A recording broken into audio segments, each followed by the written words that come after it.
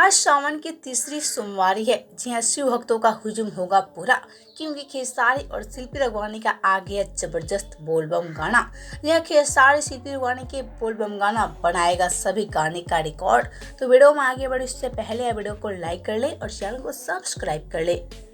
तो जी हाँ, एक बार फिर से खेसारी शिल्पी रघवानी की जोड़ी आ चुकी है बोलबम गाने में।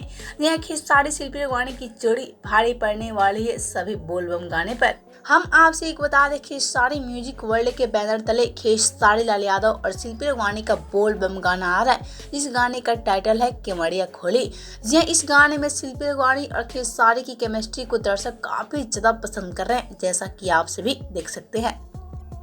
जी हाँ, इस गाने में शिल्पी रघवानी भी खेसारी के साथ जबरदस्त अंदाज में नजर आ रही हैं और वहीं इस गाने में वॉइस दी है खेसारी लाल यादव और राधा रावत ने।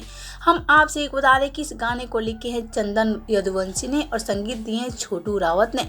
हम आपसे एक बता दें, वीडियो डायरेक्टर है छोटू तिवारी और पोस्टर है अरुण देव का।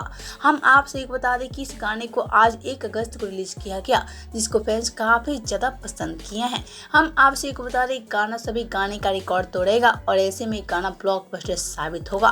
वैसे तो अगर आप सब केवड़िया खोली गाना नहीं सुने हैं तो जरूर जाकर सुन ले। अगर आप सब खेसारी का बोलबम गाना सुन ले हैं तो हमें नीचे कमेंट बॉक्स में जरूर बताएं।